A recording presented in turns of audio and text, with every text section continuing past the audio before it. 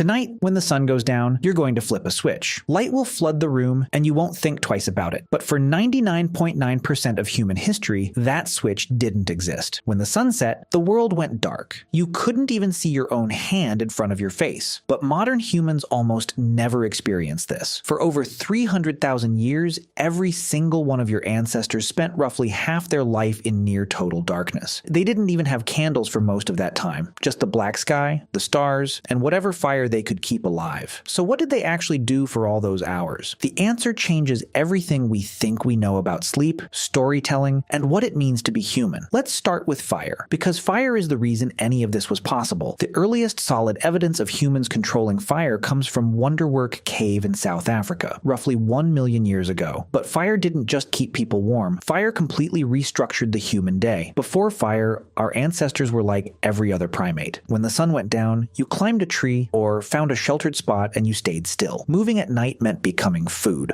Our eyes are terrible in the dark compared to the predators that hunted us. Leopards, hyenas, wolves, all of them could see just fine. Fire changed that equation overnight. Literally. A campfire creates a circle of safety roughly 30 feet in diameter. Inside that circle, predators won't come. Outside that circle, you die. This is not an exaggeration. Anthropologists studying modern hunter-gatherer groups have documented that people who wander away from the fire at night are significantly more likely to be killed by predators, even today. But here's what's fascinating. Fire didn't just protect humans at night. It gave them something they'd never had before: extra hours. Think about this. Before fire, the useful day ended at sunset. That's maybe 12 hours in summer, as few as 8 in winter. Fire suddenly added 2 to 4 usable hours to every single day. And over thousands of generations, those extra hours changed our species. In 2014, anthropologist Polly Wiesner published a study in the Proceedings of the National Academy of Sciences. She spent years recording conversations among the Jew/Huansi Bushmen of the Kalahari Desert, one of the last groups on Earth still living something close to the original human lifestyle. She found was striking.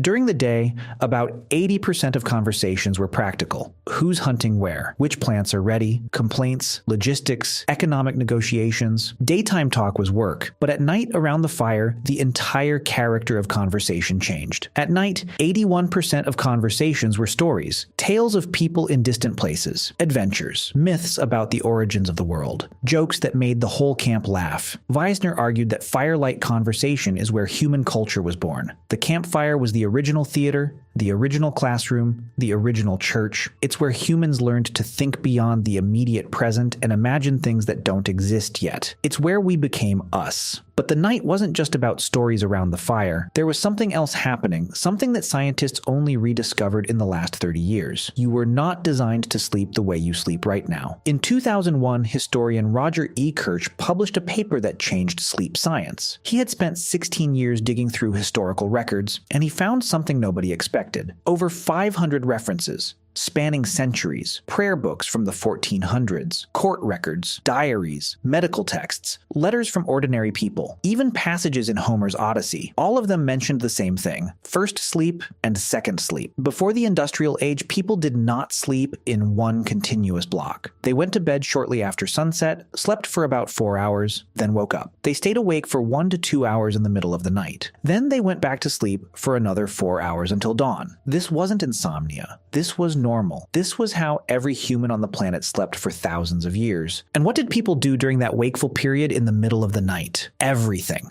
A 16th century French physician recommended that couples conceive children during this window because they would do it better. People visited neighbors, they interpreted their dreams while they were still fresh. They wrote. They simply lay in bed in the dark and thought. A doctor's manual from the 1500s advised patients that the best time to study and reflect was during the watch, as they called it, the quiet hours between first and second sleep when the mind was calm and the world was still. Now, historians had been reading these references for centuries, but they kept translating first sleep as something else, because they couldn't imagine that people ever slept differently than we do now. The assumption was so deep that translators literally mistranslated ancient Greek and medieval Latin to make it fit their modern experience. But then science confirmed what history had been saying all along. In In 1992, psychiatrist Thomas Ware at the National Institute of Mental Health ran an experiment. He took a group of volunteers and removed all artificial light from their lives. For 1 month, they experienced 14 hours of darkness every night, just like our ancestors would have before fire extended the evening. Within weeks, every single participant settled into the same pattern: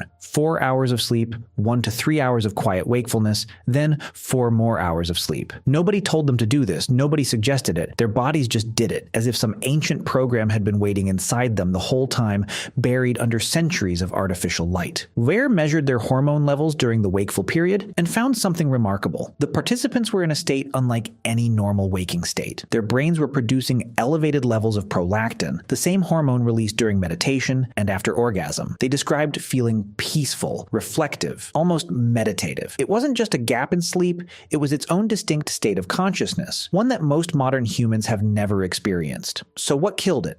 The answer is simpler than you'd think: light. In the 1600s, cities began installing street lamps. Paris was one of the first under Louis XIV, who wanted to reduce crime. London followed. The night, which had been a place of danger and fear, slowly became navigable. Then came cheaper candles. Then gas lamps in the 1800s. Then, in 1879, Thomas Edison commercialized the electric light bulb. And within a generation, the night as humans had known it for 300,000 years was gone. And here's the part nobody talks about. The word curfew comes from the French couvre-feu. It literally means cover fire. In medieval towns, a bell would ring at night signaling everyone to cover or extinguish their fires. Not because of safety, because night was supposed to be dark. Night was when you slept. Night was when you were vulnerable. For most of history, being out at night was suspicious. In many medieval European cities, walking outside after dark without a lantern was literally illegal. Night belonged to criminals and the supernatural. People feared it in a way that's almost impossible for us to understand today. And then we conquered it. We flooded it with light, and we thought that was progress. But here's what we lost. Modern humans are exposed to artificial light an average of 7 to 8 hours after sunset. This light, especially the blue light from screens, suppresses your body's production of melatonin, the hormone that regulates sleep. Your body doesn't know the difference between a light bulb and the sun. When light hits your retina at 11 p.m., your brain interprets it as daytime. It delays melatonin release. It fragments your sleep. It disrupts the circadian rhythm that evolved over millions of years. Researchers have found that people who go camping for just 1 week with no artificial light at all have their melatonin cycles reset by nearly 2 hours. Their bodies start producing melatonin at sunset instead of hours after it. That's all it takes for 300,000 years of programming to reassert itself. We didn't just change when we sleep. We eliminated an entire phase of human consciousness. That quiet, reflective state between first and second sleep, the state that Ware's subjects described as peaceful and meditative, doesn't exist anymore for most people. Instead, we have insomnia, and we treat it like a disorder. But what if it's not a disorder at all? What if waking up at 2 a.m.